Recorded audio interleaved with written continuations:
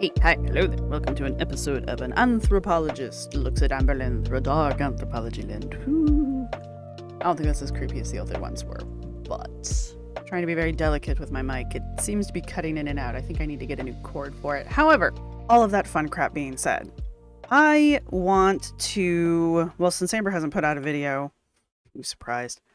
Though to be fair, she did make it halfway through the month, so. But I wanted to kind of go over the last few videos that Amber put out talking about her ex and just her, not just wifey ex, but also the upcoming Becky shitstorm. So I wanted to talk about all of that, but I also wanted to look at it through, the lens of this dark anthropology thing that I'm slowly forming out of the ether. Mwah. I'm not the first person. So one of the things that I wanted to focus on, or there's only a couple things I really want to look at specifically with Amber, and mostly that's around her, well, what we would call malevolent aspects of her culture and society. Now, keep in mind that Amber herself is her own kind of ecosphere. So Amber has, we call it the Amberverse for a reason. And for those of you who are new to the Amberverse, I'm sorry. But for those of you who've been here for a while, you're probably aware of the in general, like, world that exists around Amber. Within that social sphere, we're going to call it a culture group. We're going to call it, what are we going to call it? A subculture. Within that subculture of the Amberverse, there are different things that Amber herself does when she interacts with her own subculture that, again, exists because Amber exists. So, I mean, people can argue with me if you want, but we wouldn't be here otherwise. Not like, metaphysically. I mean, like, we would not be having this discussion if Amber didn't exist. So, but recently things have been coming up. Amber's always been a problematic character, and she's always manipulated her own storyline the way she thinks she needs it to be in order to drive forward a narrative that she thinks is working for her. We can debate all day long about the effectiveness of it, but that's not why we're here. What we're here to discuss is to look at how Amber tries to control a narrative specifically around her being. Amber can only be a couple of things at any point in life. She can either be the victim. She's almost perpetually a victim at all times. She is also the know-it-all. She knows everything. No one knows more than her. And she also has to be the hero at all times. So if she's not one of these three things, she's always one of these three things in her head. And this is the narrative that she tries to push forward anytime she's putting a video together. So I've got notes if you see me drifting over here or pausing. So, but the point is that Amber always tries to structure her, well, she's the it girl, but that's not really part of the three that I care that much about. The it girl is kind of more of the it girl persona of hers kind of fluctuates depending on what's in, like with that stupid Stanley Cup thing that we've never seen again, even though there's like a cult of the Stanley Cup. I'm sure it'll pop up again here soon. But these other three, the hero, the victim, and the know-it-all, these are pretty constant throughout her entire career on YouTube. We saw them back in the very beginning when she was living with Crystal, and we see them today now that she's living by herself. And I wanted to kind of look at the more recent videos that she's been putting out, mostly since the beginning of the year, discussing things like, first off, discussing her interactions with her ex-wifey, aka Feline. And the thing with Feline is that sometime around October-ish, Feline drove Amber all the way down to Oklahoma, dropped her off in her new apartment, and then booked. Like, she was gone. And we haven't heard or seen from Feline since. And it was a few, I don't know, it was like a month or so into Amber living by herself that we find out that Feline had asked for no contact, which typically means, I don't want to talk to you anymore. I don't want to talk to you again. If one of your exes says they want to go no contact, that means don't talk to them. And Amber could not respect that. And a lot of that has to do with like Amber gets what Amber wants, and Amber is always in control, and Amber's always either the hero or the victim, and this goes against her ability to be either of those two things because she can't contact her chosen.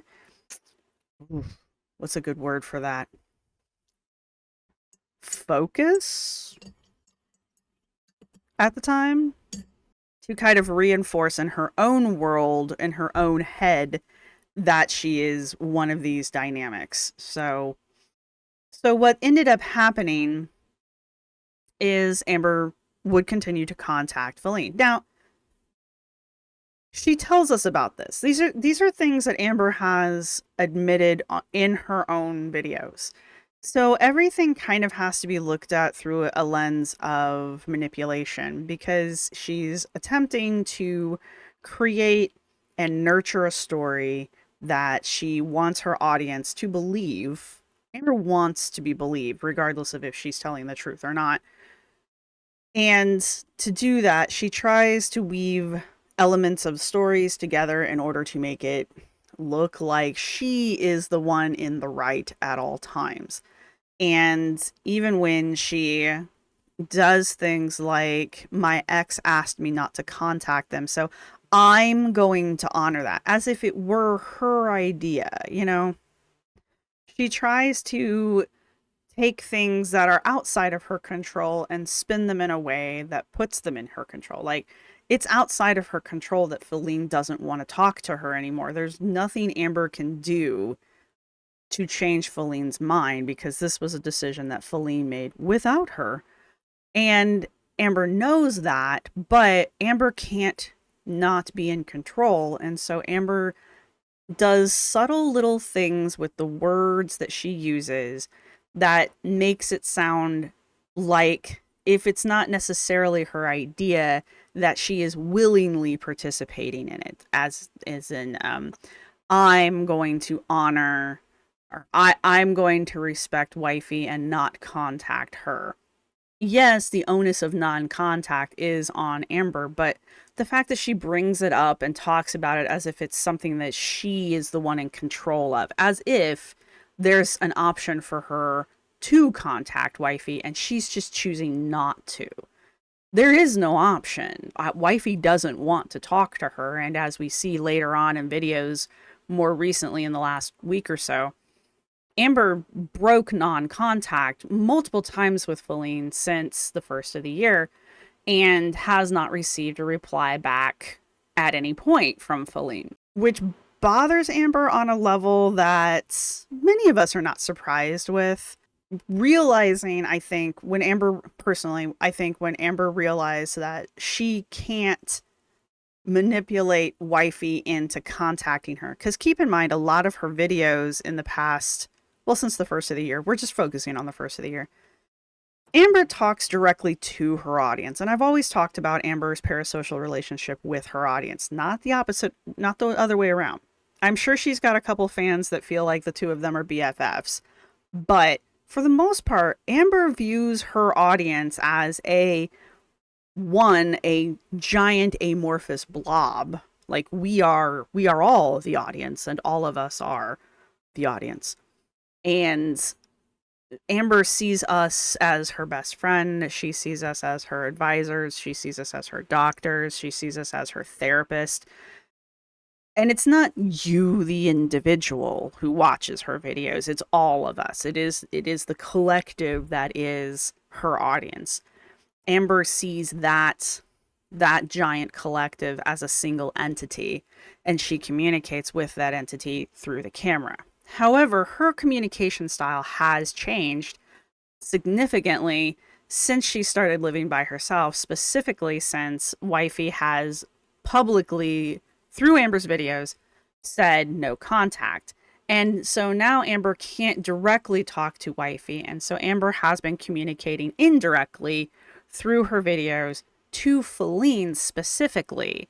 So Amber at least thinks that Feline is watching her videos, which, I mean, that's an ego thing. Personally, I would hope if you were in Feline's position and you had been dating someone like Amber, who is a YouTube personality, and you went no contact, I would hope you also are no longer watching their videos. However, I could understand why you would, especially with someone potentially as dangerous as Amber can be, which we will get to in a little bit when we talk about Casey. Um, but we're sticking with Wifey Roar right now, and we are coming back around to Amber has been using her videos to speak directly to Wifey, whether Wifey's getting the message or not.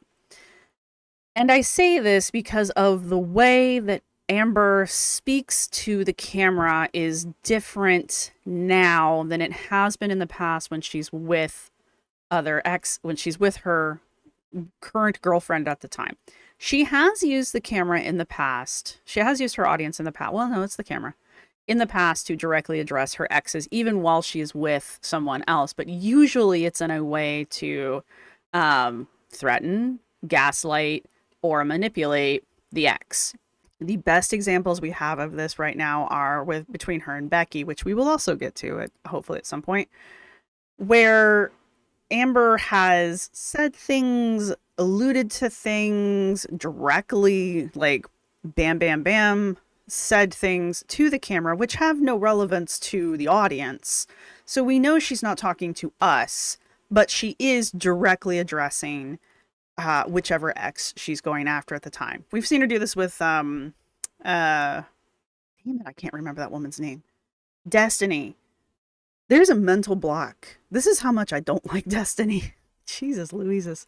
Amber has done this in the past. She's just doing it pretty much every video since Feline has demanded no contact. And so Amber, instead of directly contacting Feline, has been using her vlogs to kind of demonstrate to Feline that she can take care of herself. She can do her own laundry. She can walk a mile. She can, I don't know, she can travel. You can tell what the points of contention were within their relationship as far as reasons why Feline might have been done with the relationship before Amber was. Amber's never done with relationships. She's even stated that in the past. Which is the other ego blow of the whole breakup. Amber always gets her feelings up in a fluff when her girlfriends break up with her, because how dare kind of a thing, as opposed to, gee, it's nice that someone actually wanted to date me kind of a thing. But I mean, props for high self-esteem, I guess. But so where was I going with this? So we've been able to see the way that Amber has tried to control the image of herself on the internet because she's still trying to talk to Jade. I think that honestly is the major reason why we're not seeing a lot of mukbangy kind of things, like big mukbangs. We see her snacking and we see her feeding herself on camera, and we know that's what she's doing because she's making eye contact with she has to watch herself eat anytime she eats on camera. She's not eating for our benefit, she's eating for her own. So Amber is her own feeder. I don't have a better way of putting that. But we've not really seen too much of her doing the big taste testing things that she used to do, or just like showing us her meal and then eating the meal on camera. She's taken a few bites here and there, like she ate a carrot the other day, but there's also like the big deal over the damn pickle that she did, though I have been told that is a direct mirroring of apparently Alexandra Rodriguez, who also did a spicy pickle taste test. I wonder if that taste test was as erotic as Amber's, but I would like to do a side-by-side comparison on that one, because it wouldn't surprise me at all if Amber didn't completely recreate Alexandra's pickle tasting blow for blow like she did with the purple shirt with the straps. That was freaky.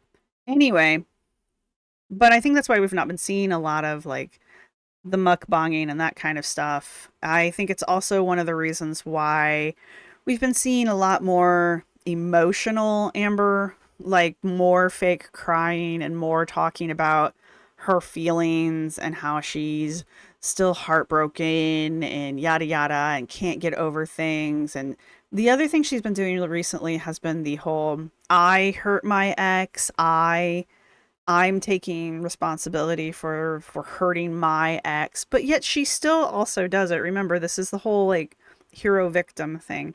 She also likes to throw in there, I hurt my ex by being with another woman or falling in love with another woman or choosing another woman over her. Making sure that we understand Amber has choices. She doesn't have to be with Feline. She wants to be with Feline. She could be with this other person, but she wants to be with Feline. And that I think is also part of the message that she's trying to tell her ex, trying to tell Feline is, hey, I don't have to be with you. I could be with anyone. I'm so desirable. People are lining up outside my door. You would be fortunate to have me as your girlfriend. And I feel like that's kind of how she projects herself towards all of her girlfriends, or at least she has in the past, the most recent past.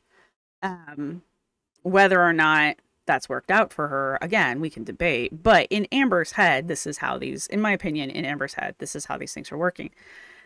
And in order to get that message across, especially this time with Feline, she has to use the group around her. So this comes back to us, the audience, and the subculture of Amberlynn in general. Let's talk a little bit about Casey real quick, because this is kind of coming back to this. The situation is kind of a repeat. Follow me on this one. Casey was recently interviewed by, it's probably not that recent at this point, but Casey was interviewed one-on-one with Mr. Snowflake, and it was a really great interview. Mr. Snowflake has some really good interview skills, and Casey honestly has a really great online presence, and I really hope they go forward and continue to make videos and maybe take that next step into becoming a YouTube personality, because I think Casey's an interesting individual who would hold my attention, especially if they did like gaming content, because I'm all here for gaming content. Again, as long as we're not like every 5 seconds, oh my god, I hate that shit. Anyway, Casey mentioned during their interview that the repercussions of Amber's accusations against Casey back in the day when they were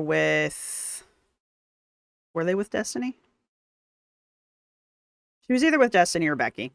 Maybe it was a transition period. Anyway, Amber made accusations against Casey, which were, I mean, I think it's pretty safe to say they're unfounded.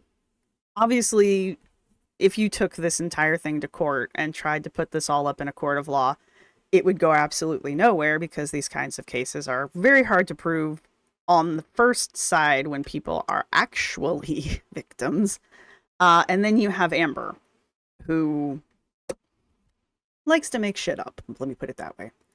However, because the internet is the internet, and Amber was banking on the internet being the internet, usually when these kind of things occur, it's whoever comes out first is typically seen as the person telling the truth. So the first person to come out and make accusations is usually the one that the internet falls all over, especially if that individual tends to be female. Now, Casey, Amber is a lesbian, and this is where people start to get confused. Amber is a lesbian. Casey is a man. However, Casey has not always been that way. And so Amber, I think this whole situation banked on Amber expecting the internet to fall in line behind her and her accusations against Casey, because Casey presents as a man and passes very convincingly as such. If you were to just come across Casey's stuff most recently, I don't think many people would pick out that Casey was not always male, which props to Casey. I think that's like the end all goal for them. So cool. But I think it actually works in Casey's, I think it actually works against Casey in this particular situation, because of that internet cultural reaction to things like Amber making those particular kinds of accusations. If you need me to be more clear about that, I would recommend just going and watching Mr. Snowflake's interview with Casey. I think it's pretty... I think you will understand why I don't believe Amber. Anyway, I bet it's going to snow, you guys. It is snowing, actually. I should put a snow background up. Let me see if I can find a nice snowy background. Okay, now we have snow. Whoa, beautiful snow. So, going back to what we were talking about before I decided to go find a new background. The accusations against Casey have continued to haunt Casey. And Casey mentions this during their interview with Mr. Snowflake, in that even people that Casey has dated since Amber, they recognize him and they bring him up. And they're like, oh, aren't you that Casey person? And I think Casey kind of alluded to the fact that these accusations have kind of haunted them throughout their dating life as well. They weren't very specific about that, but I could totally see it.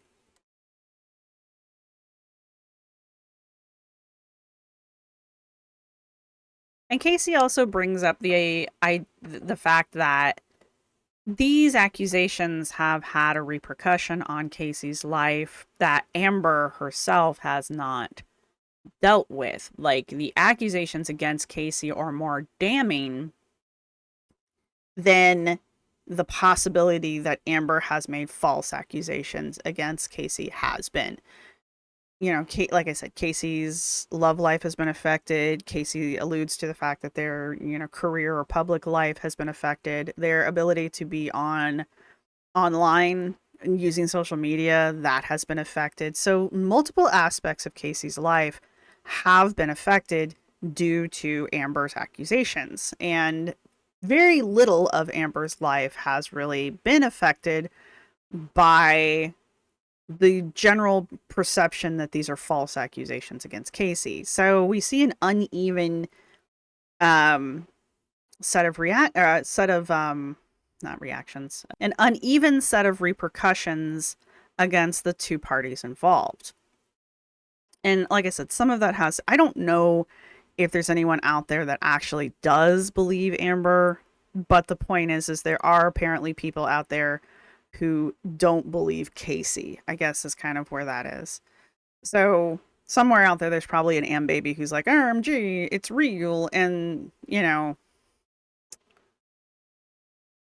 my personal opinion, it is not. However, proving it one way or the other is pretty much impossible. I just want people to be aware of that. Regardless of where your belief falls, it's really kind of, unfortunately, impossible to either clear or damn, just because of the nature of these kind of things. Whole other conversation to be had. However, I bring up this situation to illuminate the far-reaching repercussions of Amber using her platform, her subculture, the Amberverse, to basically kind of harass and manipulate her exes. Now, I can't remember who she was dating at the time when she made these accusations against Casey, but as a good girlfriend should, they backed Amber. That's all I really remember about the situation. I think everyone's changed their opinion since, but at the time, I don't think you can really hold the girlfriend. I don't really think you can hold it against the girlfriend to believe Amber, simply because that's just what you do in a relationship. And most people are not manipulative assholes when they're in a relationship. Most people. At least we like to think that. Amber, on the other hand, is very aware of how to control and manipulate a relationship. And Amber also, again, has to be the victim. If she can't be the victim, she's got to be the hero. And by making these accusations against Casey, she not only got to be the victim, but she also got to be the hero, because she was speaking her truth. And it was a very difficult thing for her to talk about, but yet she was going to share her experiences online to hopefully inspire other people. Not realizing the overarching damage, not even realizing, I don't think she cares if there was any long-term damage to people who are actual victims of these particular types of accusations. Amber doesn't care. She just cares about the positive, hopefully, feedback she's going to receive. That's Amber's goal. Amber wants ass pats. She wants to be told how cool and special she is, and how smart she is. Amber wants to be on top, center of attention, all the time. You can argue that's true about most people on YouTube, but I don't know. I've heard people say that since YouTube started and since influencers started becoming influencers, and I don't frankly believe it 100%. I do think it takes a certain type of personality to be able to be on the internet and do this kind of thing and not be like constantly bombarded and racked with anxiety and nerves about it, because this is not the easiest thing to do. But clearly some people handle it better than other people do, and that doesn't make the people who handle it better than the people who don't handle it better. It's a certain type of personality that does well. Amber, on the other hand, is one of those personalities that thrives because this is what Amber wants. All right. So going back to Amber using the Amberverse and her audience and her parasocial relationship with her audience to directly talk to wifey, and how that direct communication via the internet could be negatively affecting wifey. There's probably a reason Feline asked to go no contact, and that probably was because I don't know how on the internet Feline was, and I would really people rather not tell me, because unless it's something that was brought up in a video, I don't want to use it, if that makes sense. I'm not trying to invade people's privacy here. But it did seem through the videos it did seem through the videos that Feline was a very private person who had a very, if not non-existent social media presence, a very locked down social media presence, and didn't want their name and likeness out there on the internet, especially connected directly to Amber. Maybe that's just because they're a very private person and they just didn't want to be on the internet. Maybe that was also because, like, Feline was looking at the long game and was like, eventually I'm not going to be with this person, and I don't want to be that easily found or that easily harassed after I leave Amber. That would be an interesting twist. But it's also why I think Feline wanted to go no contact, is because Feline has watched Amber, admitted to watching Amber, admitted to following Amber. So Feline should be aware of these tactics that Amber uses on her exes after they break up. And so Feline surely knew that this is potentially, if not most likely, something that was going to happen to her after they broke up. And the reason I think the reason I think Feline is trying so hard to stay anonymous as much as humanly possible, it is the internet after all, is because, much like Casey has these lifelong repercussions that have occurred due to Amber making offhanded, literally, accusations against Casey, Feline is trying to avoid that particular kind of backlash, because again, there's always going to be people who are going to take both sides. There are people out there, I am almost positive, who take Amber's side on the whole Amber Casey thing. And so if Amber were to come out and start truly throwing Feline under the bus, which I do expect is going to happen eventually, if not before she gets a new girlfriend, definitely after she gets a new girlfriend, though I am skeptical if Amber's going to be able to date again.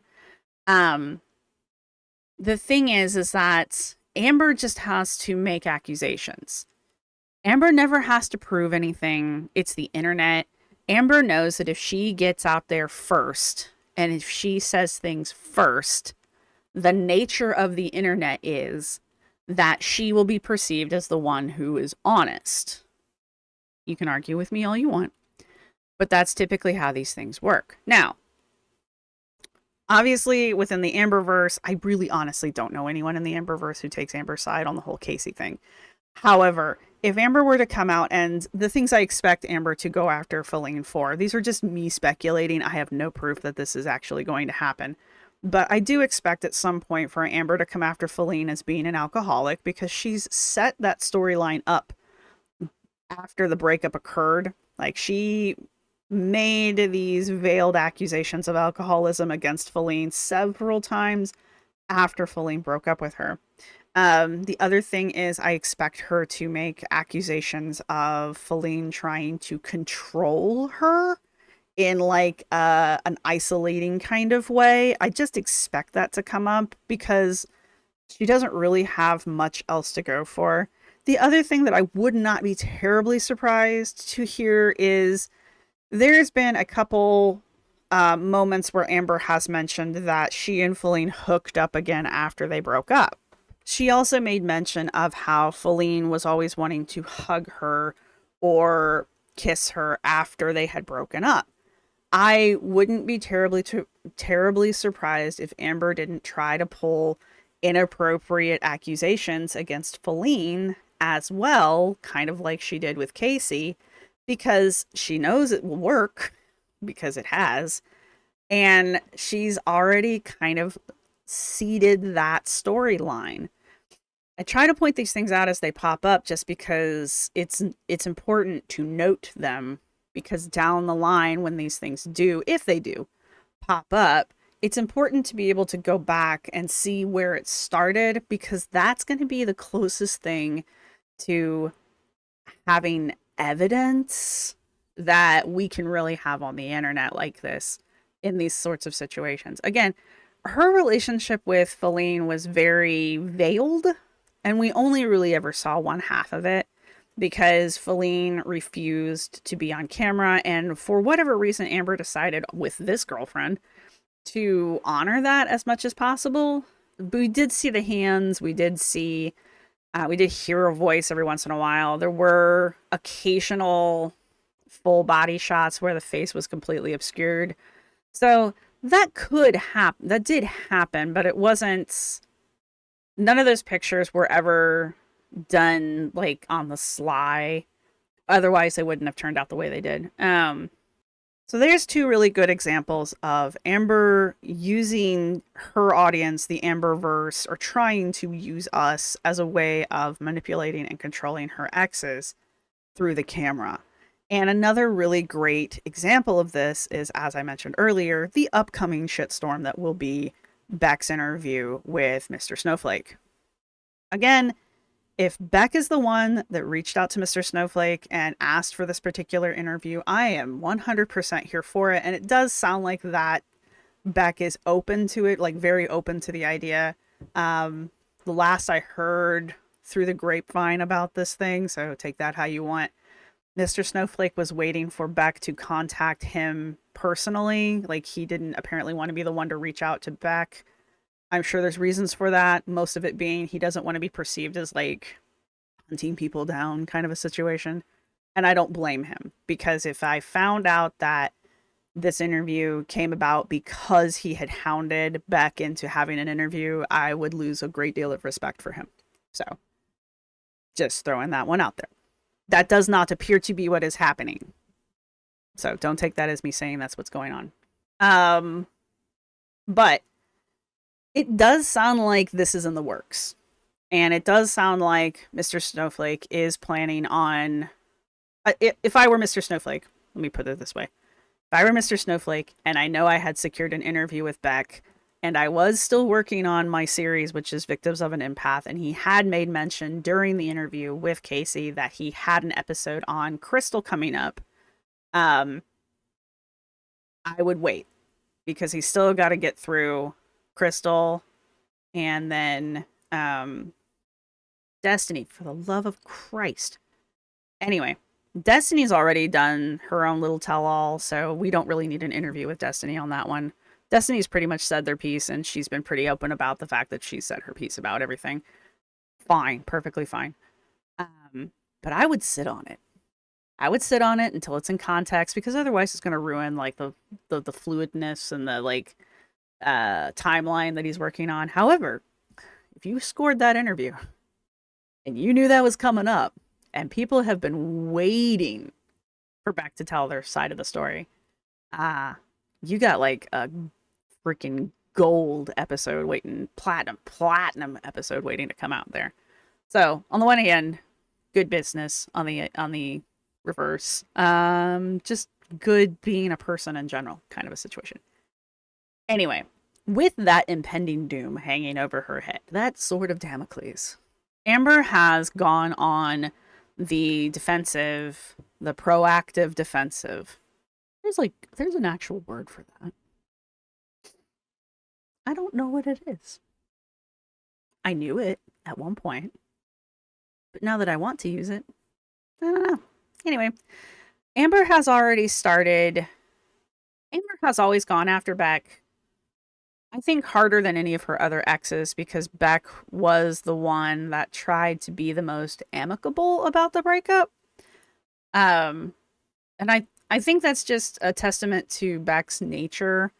Whatever you want to think, I think it does actually speak to be kind of unnice here. Becky's naive at points, but Becky's got an edge. Beck's got an edge to them, but they do come off a little naive at certain situations. And the breakup, I think, was one of those times where Beck was a little more naive than was good for them. That whole like living with Amber and trusting that Amber maybe had their best interest in mind or wasn't going to be a total butt monkey about the breakup. I feel like that was misplaced, but I also can understand why. I don't know if Becky had anywhere to go immediately after the breakup because while Beck had been with Amber, Amber done a very good job of isolating Beck from friends, from family, from social groups, from work. So I don't know if Beck may have in the real world actually had places to go. I don't know if Beck knew that they had places they could go. Kind of a situation type of deal. But recently, Beck has been making more noise about talking about their side of the story. About not only just the breakup in general, but the relationship as a whole. And Beck went through a very rough point in their life while they were dating Amber on top of everything else. So it's not just Amber's fault. Amber just simply did not make the situation better.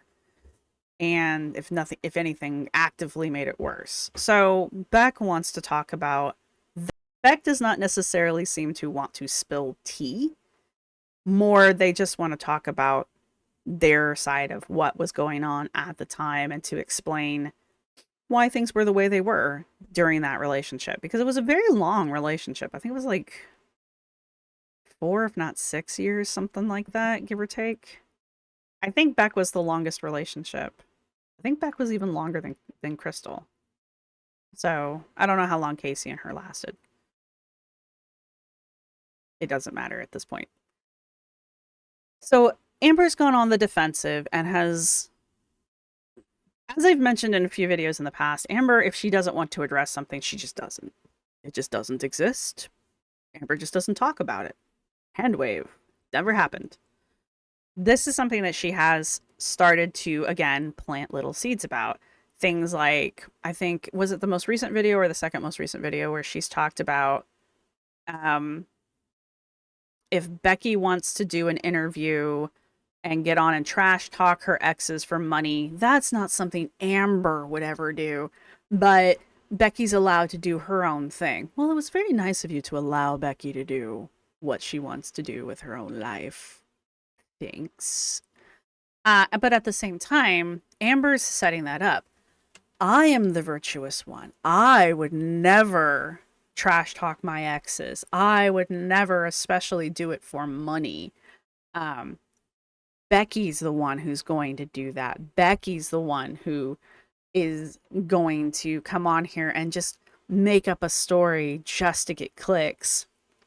While she was talking about that, she even brought up Destiny's series of tell-alls, implying that Destiny only did it for clicks and for money. And I think that's not too far off the mark, honestly. But in Destiny's defense, they did kind of say that. Destiny was kind of upfront about that. So there you have it. Destiny has no filter. And so I think that's why Destiny's tea episodes came off a bit more vicious than I think Becky's will. And that's just because Becky's not trying to humiliate Amber, and Becky's not trying to get revenge against Amber for whatever. Becky just wants to tell their story. And that also is not something I think Amber understands, is the difference between being trash talked, which is what happened with Destiny, or being able to tell your story, your side of the story, which is what happened with Casey and what happened, hopefully, what will happen with Beck. And Beck's been on a few times and has told bits and pieces. So Beck's not against doing it. They don't like the internet, you guys. I don't know how much people need to like be told that. Like, it's very clear Becky does not like the internet.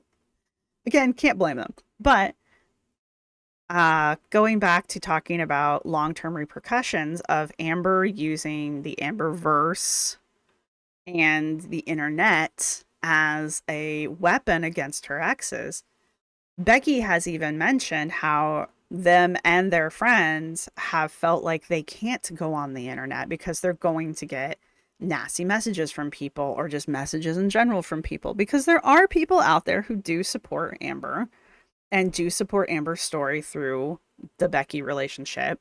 And there are people out there who just don't like Becky. There are people out there who have a negative opinion of Beck. And whatever. I have pretty much a neutral one. I see the good, I see the bad kind of a situation. I don't think Becky's necessarily one extreme or the other. I think Becky is a person. Destiny is also a person, just not the kind of person I would like. Kind of a situation. Casey is a person. I would enjoy material that Casey would consider making as a YouTuber. Could I sit and have a cup of coffee with Casey? I don't know, maybe. It would really depend on like where that cup of coffee was happening and what exactly we were going to talk about. I feel like as a nerd, I could have better conversations with Casey and Becky just because some of our interests overlap. Destiny, I think, would just grate me like a cheese grater and annoy that much crap out of me. I couldn't be in a room for longer than 5 minutes with Amber either, and I kind of feel that way about Destiny. These are my personal opinions, though. Everyone has different ones. And so, going back to what we were talking about, I hope most of this has been linear. I know I get distracted. Thanks for sticking it out. So, so going back to Amber planting seeds, you can clearly see it when she's saying things like, everyone deserves to tell their side of the story. Becky. And that's the other thing that she'll say. Your story. You're allowed to tell your story, implying that Becky's story is not the truth. It's whatever Becky perceived it to be, which is clearly not the truth. Amber's story is the truth. Becky's is just her perception of what happened, not necessarily, or not at all, the real story. Amber knows the real story. I wouldn't be terribly surprised if once Beck does come out and tell their whole story, that Amber doesn't also weaponize the fact that there was a long period of time there where Beck was going through some pretty bad depression and was, unfortunately, one of the problems with getting on medication for depression is sometimes the meds don't work, or the meds are too strong, or you just don't you just don't respond well to the medication. That's why there's multiple types of medication, and why you have to work with a doctor and you have to be open with the doctor, which is another reason why I don't believe any of the shit Amber says about her own journey. But Becky was having a hard time finding medications, and I think finding a doctor that would work with them or worked well with them to help them function. And so there's a good chunk of the Becky Amber relationship where Becky's kind of a zombie, and they're very quiet, and they're very it's not even that they're quiet and reserved, they're just not there. And for a long time before I really understood what was happening, again, I only started watching full time once Amber got with Becky, I think the year after they got together. And I was still there for the gay care. And I can say that because Alex's ship calls it that. And also, I think it's funny. Um, but I was there for when, well, we call it the gay care. So I was there for when the daycare was happening, the daycare situation with Amber and Becky living with Ricky and Eric, he who must not be named.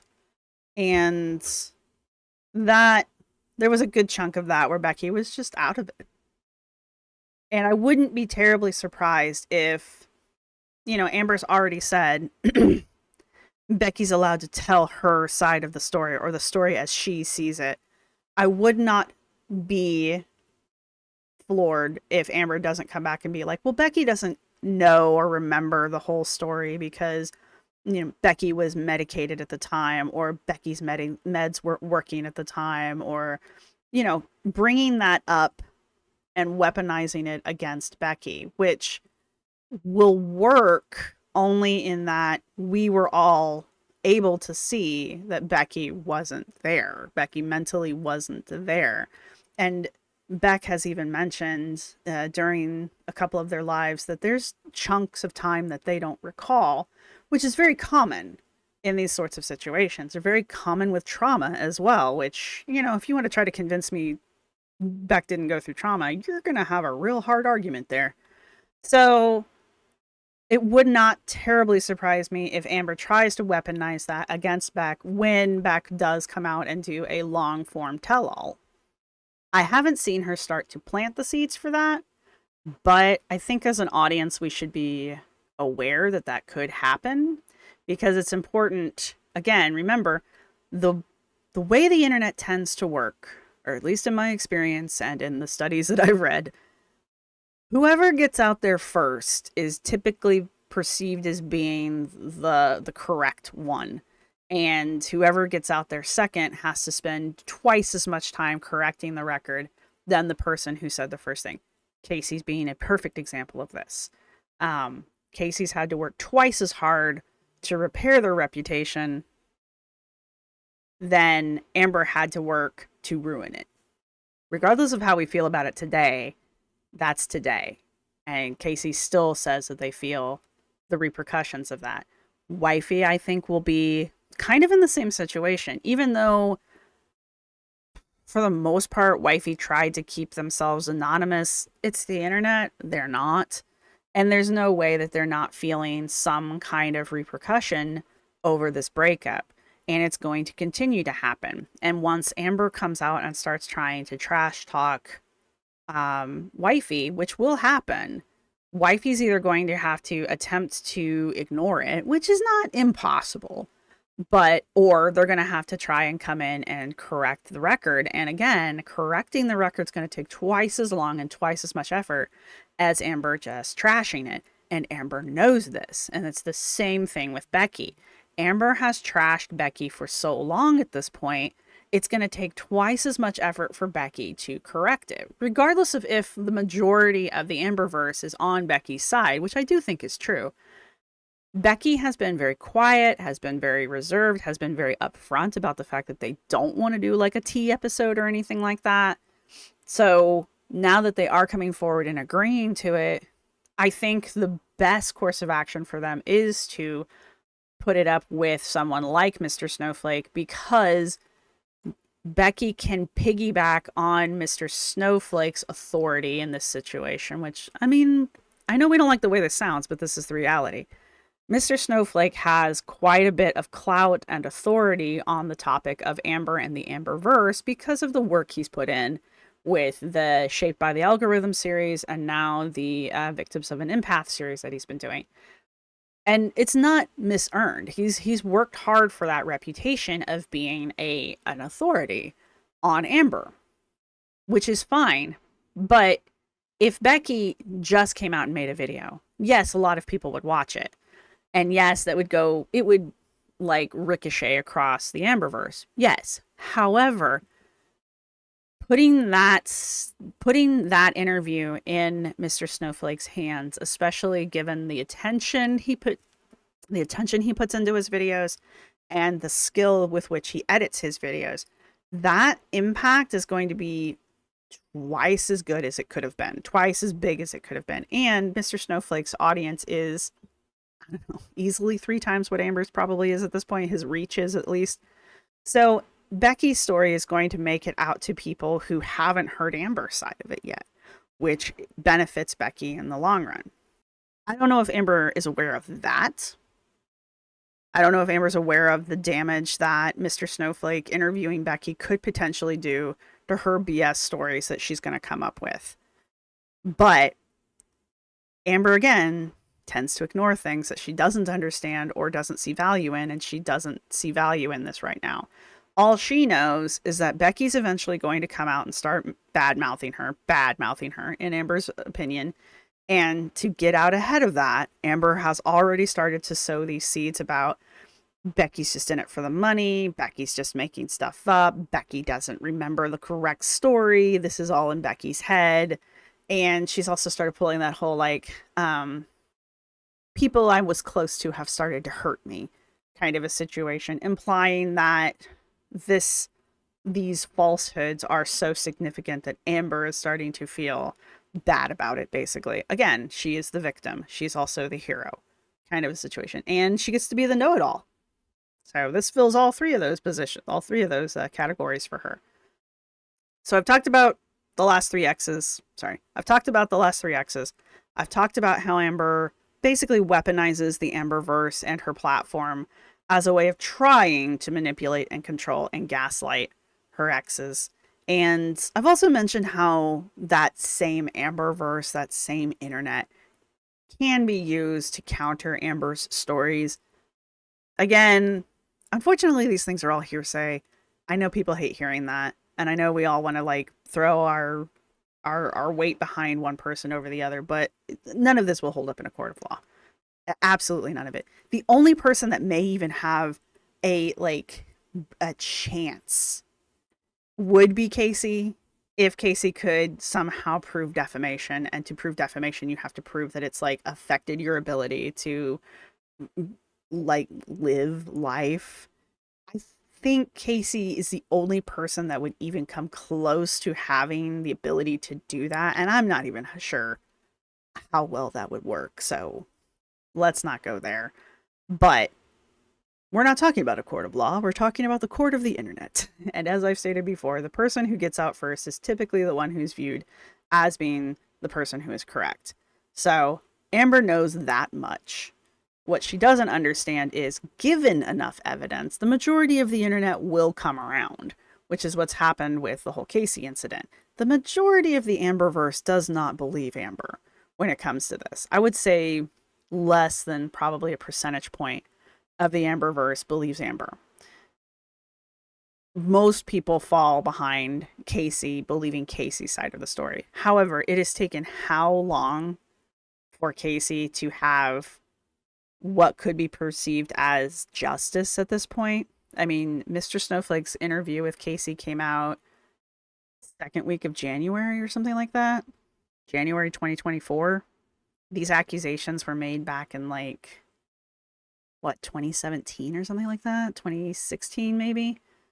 So that's a long time, you guys. That's a really long time to be living with something like this. And Amber, again, I have to fall back on what Casey says. Amber has very little repercussions about those accusations. And the same kind of shit with Becky. Amber makes all of these accusations about Becky. Amber has harassed Becky and Becky's friends and Becky's family via the internet, via her audience, that kind of thing.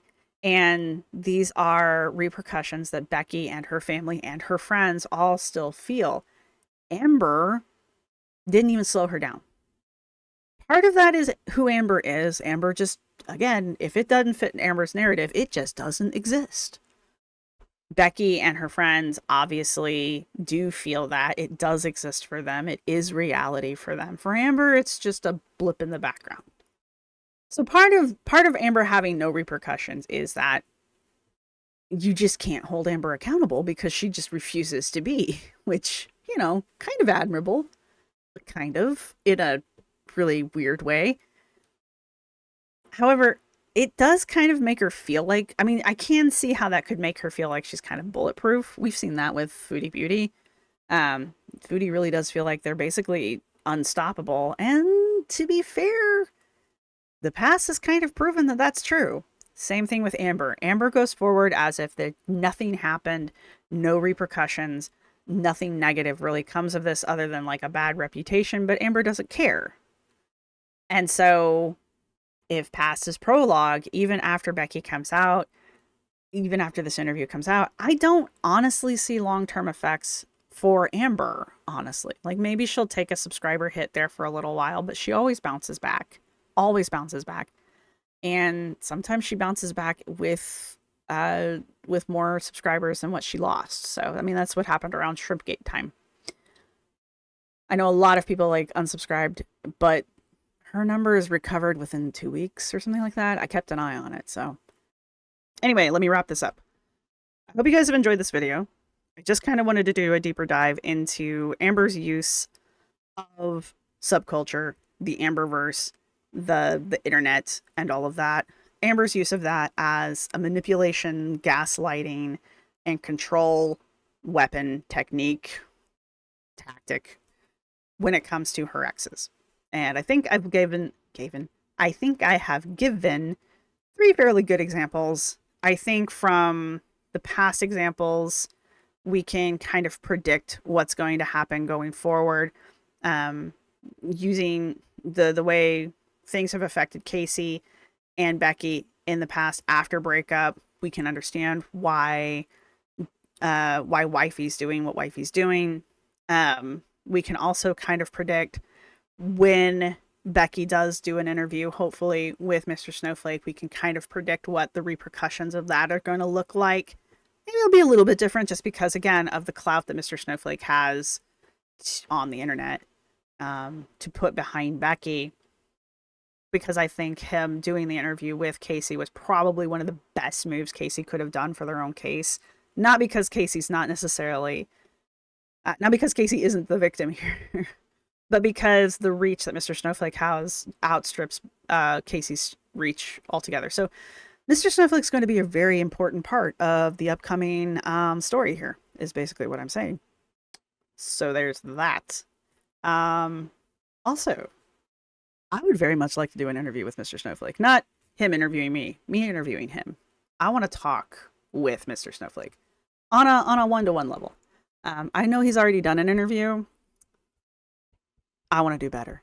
Anyway, that being said, let me know what you guys think about the whole concept of this. This is me showing you guys the dark anthropology and how this is what we're looking at. We're looking at society reacting to Amber and Amber reacting to society and Amber using society as a weapon against her exes. And here's the kicker. Amber's not a vacuum. Amber's probably one of the more public figures that does this, but this is not a one-off. Amber isn't unique in this situation. There are people like Amber out there who we don't know the names of, who are using very similar tactics, probably on a smaller scale. People who use Facebook to smack talk their exes, people who use Instagram or TikTok to control what their audience perceives, people who are using Twitter to kind of attack other people or harass other people, specifically their exes, via social media. These things happen in real life. Amber is just a very public example of it. And the reason why these things work is because of the internet, which, if you need me to continue to say it, the internet is a subculture. And culture is anthropology. Amber and the Amberverse are their own culture and society. There are rules, there are traditions. If you've been part of it, you will recognize them immediately, that kind of a thing. This particular form of manipulation and gaslighting using the Amberverse, using the internet, is not unique. Well, the Amberverse is unique to Amber, but using these particular types of tactics through the manipulation of society to control an ex. These are not unique to Amber, but Amber is such a great example of it that we can talk about it through this lens. All right.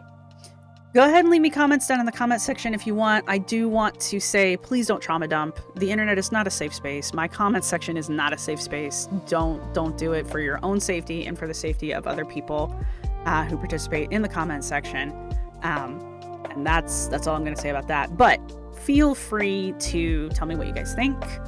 Feel free to add your own 2 cents. Do I have an emoji for this one? Let's do suns. Put out bright, happy suns. I need sunshine. The snow is very pretty, but it's been gray for about a week now. So give me some sunshine down in the comments section. And yeah, rub elbows with Mr. Snowflake for me. And I will see everybody in the next one of these conversations. So there we go. And hopefully the audio worked, because I don't want to have to record this bastard again. Anyway, see everybody in the next one. Bye!